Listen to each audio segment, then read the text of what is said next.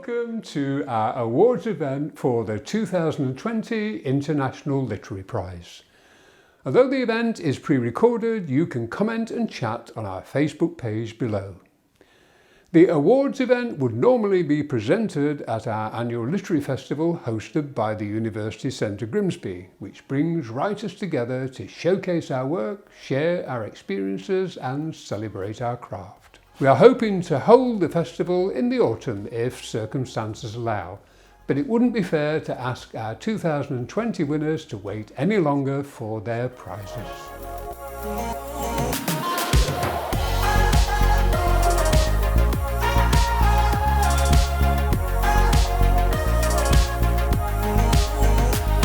It's been a chance to see and meet a large variety of people from a variety of backgrounds. In tonight's event, broadcast from the Billboard TV studios here in Grimsby, we will meet some of the winners and shortlisted entries for the 2020 competition, launch our short story and poetry anthologies, find out about a new online platform for writers, and open entries for our 2021 International Literary Prize.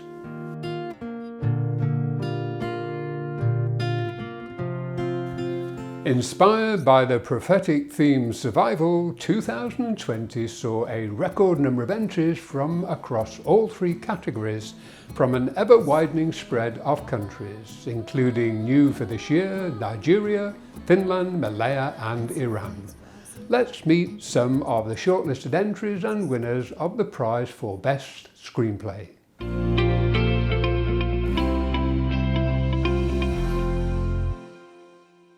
Hey guys, my name is Bobby and I'm originally from Boreham Wood in Hertfordshire, but my whole family is Irish, so when I was 8 we all moved back to Ireland, and I'm an actor, writer and former pro wrestler. Yes, I'm 21 and I'm Polish. I came over to London when I was 18 to pursue the dream of being an artist and writer. I think it comes from my own internal struggles and my own discussions I have in my own head and what I see in my peers as well. I kind of actually was writing before I was acting because obviously I loved English in school, you know. I was always like writing stories, and I think I wrote it, I want to say middle of 2019, you know. I think I'd actually done a World War I film the year before, and so it must have just still been very fresh in my mind. I think a lot of young people nowadays struggle with depression and just not being able to express their emotions, and the pressure that is on us to save the planet and do this and that and earn money, and it's increasingly difficult for us, I think. And I just had that idea of two people meeting and just releasing everything that is in them. Actually, at the start of last year, I wrapped on my very first feature film, which this is a story that it's a lovely story to any actor out there who just finds the grind really hard. The director of this film he said he was casting something else, you know, and I wasn't right for it, you know, and but he apparently either liked my audition or liked my reel, so he kind of kept an eye on me, and when he was working on his next film, he ended up writing a part for me, and so I got on a Skype call with him, and within 5 minutes I was ready to agree. Well, ideally, I just want to be on the best I can possibly be and work with the best people in the industry, really, and create good. I actually just got cast in an animated film, and I had my first recording session for it last week, and I have my next one at the end of this week, so that should be fun. I just want to work in that field, and whether it's an actor, writer, or director. I also managed to write a feature film script in last year's lockdown. Yeah, me and my friend Greg Young, the two of us have kind of been working together, like putting our heads together, like making sure, like, you know, does this work? So that's definitely a thing on the future anyway. Just thank you so much. I'm very grateful for the recognition, and yeah, I'm very overwhelmed. Thank you. Hi, I'm Sarah Crockford, and I was part of the judging panel for this year's Screenplay category. I had a great time reading through all the wonderful entries, lots of different types of story and genres, and well done those who made the shortlist, and congratulations to the winner, The Fallen. For me, it was a story that shone out with great character and setting and atmosphere, and had formatting that didn't get in the way of the story and allowed me to enjoy it. So well done. I started doing creative writing a long time ago, but life got in the way, and it wasn't until 2016 that I came back to it and did lots of courses, read dozens of how-to writing books, and realised that the best way to get better is just to keep writing and practising. In 2018 I won the Hammond House Screenplay category and got lots of confidence from doing that, and have self-published 3 books on Amazon now. I've had a short story performed as a drama podcast, and I've had several sketches aired on BBC Radio Kent. But it's just the beginning of the journey, and I plan to do lots more in the future. I also teach writing therapy to help others enjoy the process of writing. Writing can help us understand the world around us and also any personal problems that we're going through. Writing is a powerful tool and something to be enjoyed as well as it being useful to us. So if you've got a story that could help or inspire others, think about writing it down and maybe entering it for this year's competition. Well done again those who made the shortlist, and maybe if you didn't, or you did make the shortlist but you didn't get to the top 3, maybe this is going to be your year. So keep writing and have fun. Bye.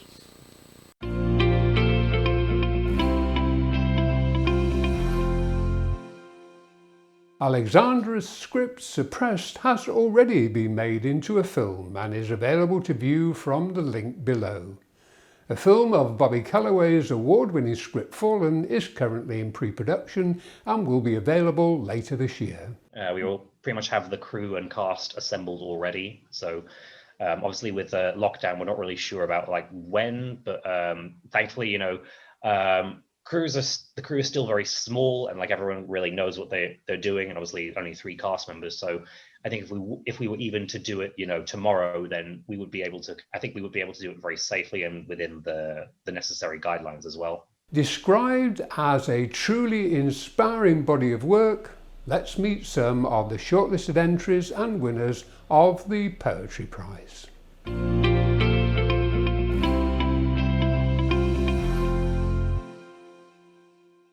Welcome to my kitchen, because the kitchen table is where I do my work.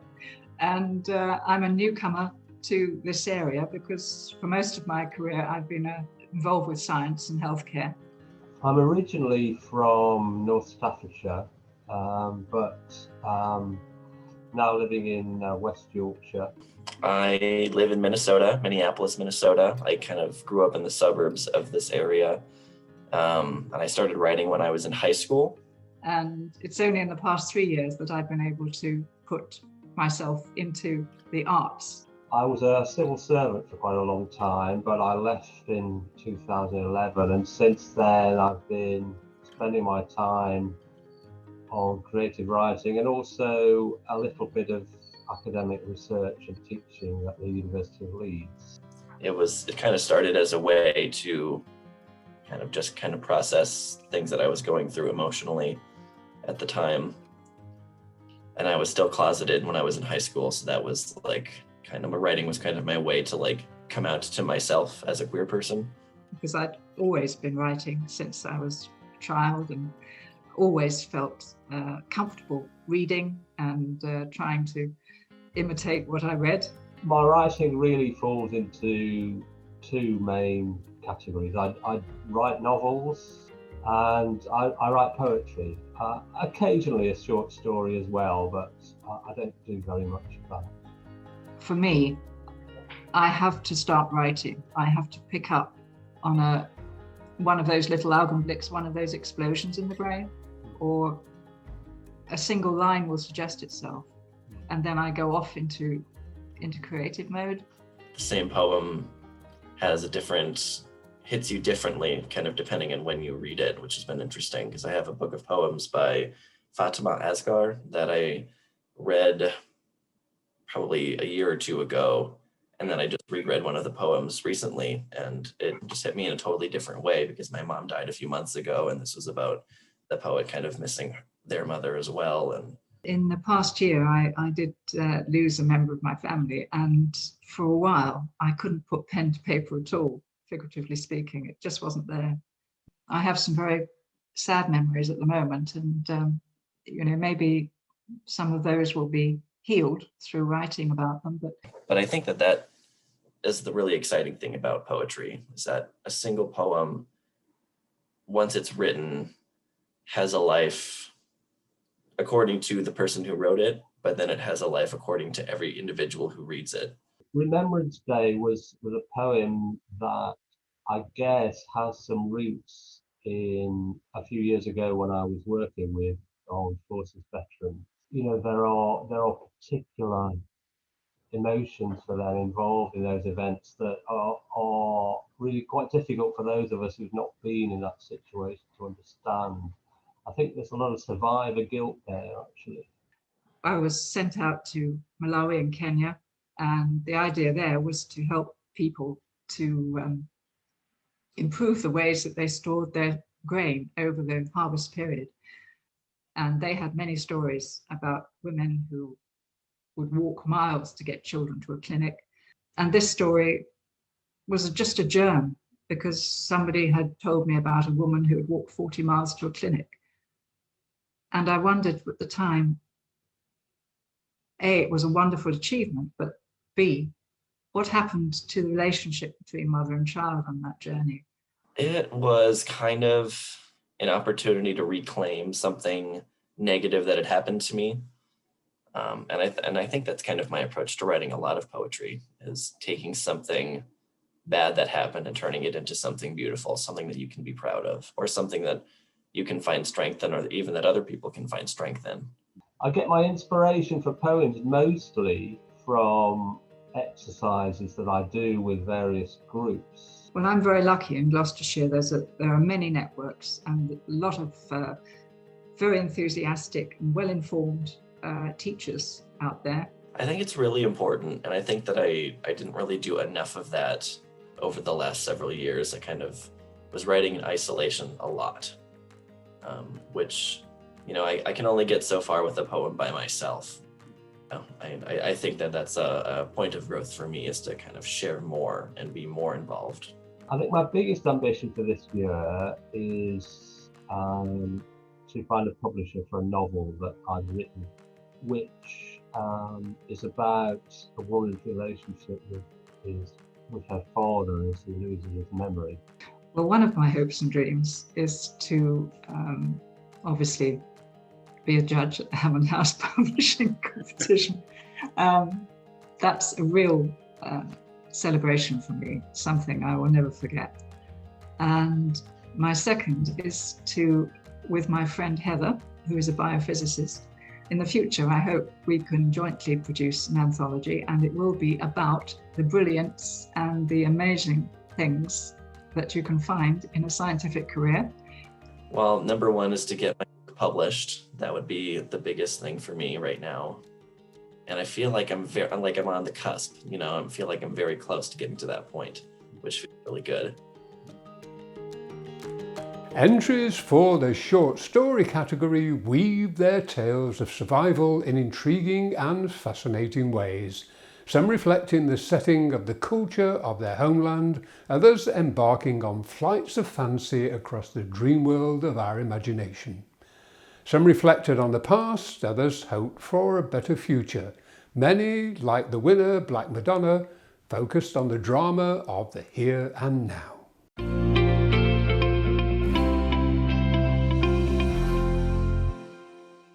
Well, I was born in the States. I went to university in the States and did a writing degree. I also did a bit of study here in Oxford. So I actually live in Australia, have been living here for the last 7-8 years now. Actually came over as a backpacker on a holiday. Yes, I was born in Iran, and I grew up there a little more than a year that I am in Europe and Belgium. I was born in France and spent my childhood and early teenage years in France, and started to write in French because that was my first language. And then in my teens, I moved to the UK. After a long time working in higher education, I was a nurse lecturer for 20 years before I retired from that.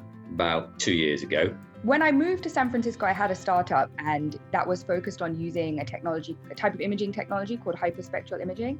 And now I work at Google X on a number of secretive things that I'm not allowed to talk about.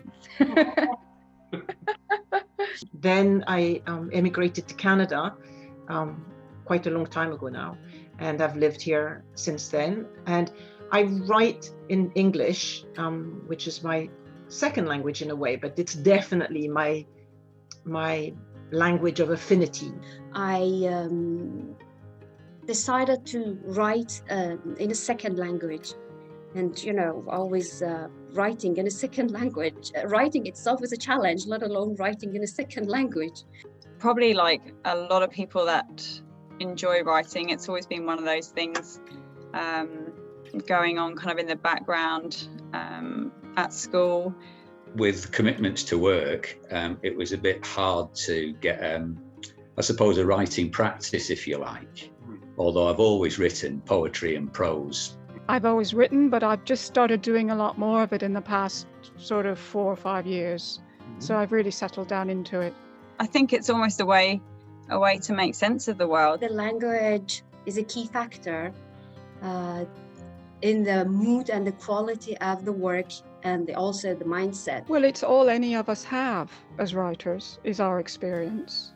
Becoming a writer is learning to tap into your personal experience in one way or another. Until you start to tell the stories that nobody else can tell, then you're not really doing the work that you need to do. I saw the ad for the Hammond House competition last spring in Writing magazine. At the time, I was writing a short story, Apple Skins, for my master's degree. The character that I wrote has this experience with OCD after a friend dies. And I also wanted to make sure that it had a humorous component to it, while also highlighting how severe it can be when you're gripped by this compulsion to do certain things. And I did not want to write about COVID-19. By then, I felt this was just something I didn't want to write about. I wanted to try writing a historical piece, and I've been reading a little bit about the history of Southern Ireland pre and following the independence. And I wanted to kind of write a piece sort of with that kind of setting. I think I've always been really fascinated with Australia, really, and rural Australia in particular, just the colours and the people, the fact that it's so empty out there, but there are so many stories out there.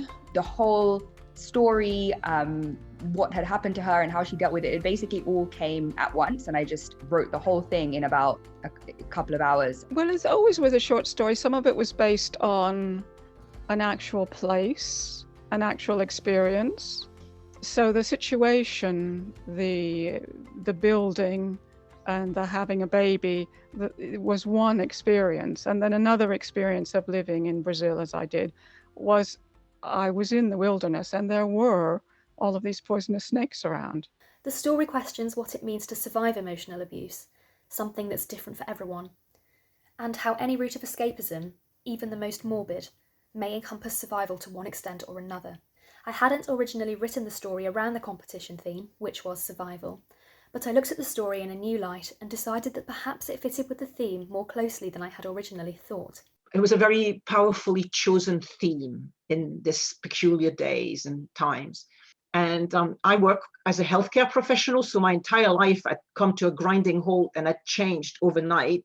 I really liked the theme. I thought there was probably a great theme given, especially last year. The theme really resonated with me. I feel like I've survived going through multiple different changes in country and changes in lifestyle and different relationships and different identities. And from the start, my experience of your publishing house, my experiences have just been tremendous. Just the kind of supportive nature in the background of the competition, like it was very kind of encouraging, you know. I liked that it was a social enterprise. It was nice that it was outside of London. And the good thing about a competition like Hammond House, an international competition, is that if it's recognised without becoming an egotist or even more of an egotist overnight, you can at least feel as though it's been acknowledged. Being a writer is very isolated, and I work full time, and I have to fit in my writing here and there, and I don't share it very often, and I don't talk about it very often.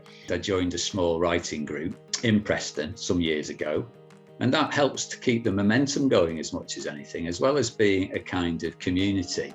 And it's good to have people that kind of understand what you're trying to do, and to, you know, look at your work. I mean, showing your work is so scary. The first thing I looked up when I entered Europe was writing circles in Belgium. And the writers group in particular have been really helpful and instrumental in providing feedback. I mean, I have been sharing my fiction with other writers. They're really valuable. For example, peer critics. I've belonged to the same small writers group for 5 years. There's only 4 of us. I think that writers groups, if they're the right fit, are a boon to a writer. I think knowing that there's a group on Zoom, or in the good old days when we used to meet up in the snug of a local pub, I think the nice thing about that is that there's an expectation. It says to you somewhere implicitly that you're a writer. This is what you do, and at whatever level you do it, whatever expectations you have of yourself, this is what you do. And it's got to that point now where it's not just an add-on, it's part of who you are, really. Well, I have to say, this has given me a massive confidence boost. So definitely going to try and enter a few more competitions. I have been trying to work on my first longer piece. So I'm really hoping I can get somewhere with that now. I did a lot of research into psychological abuse during my MA studies to convey this, and I'm now using this research, alongside the concepts explored in this story, to develop a novel.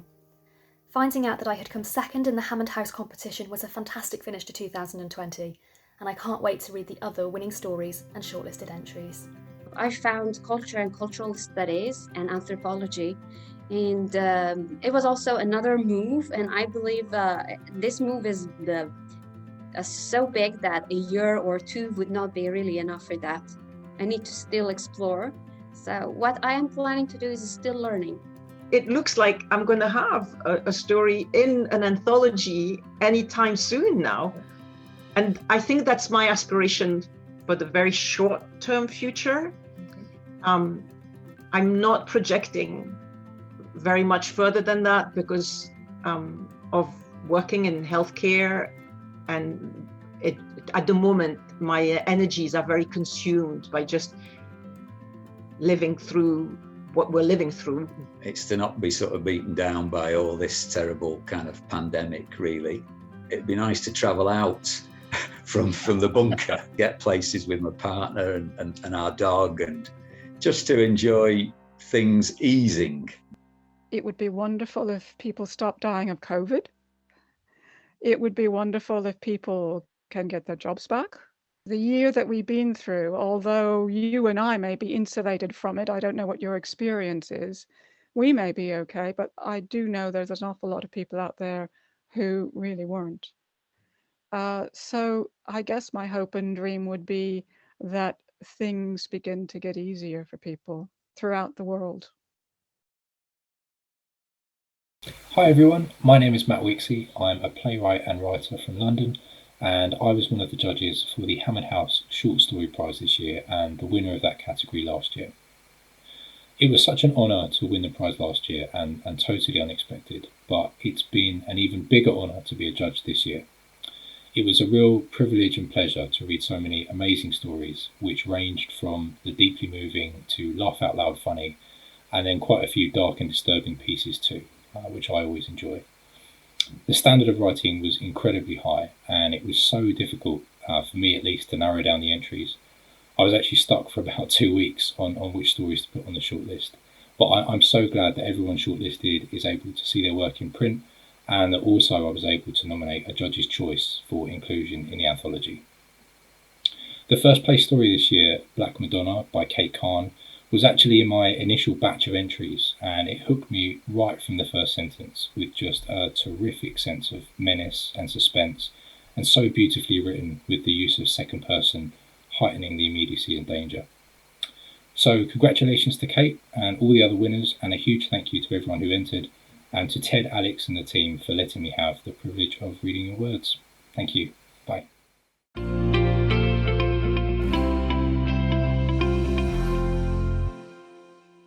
Congratulations to all our winners, shortlisted and highly commended entries who shone through the exceptional standard of work to claim their place in the 2021 anthologies.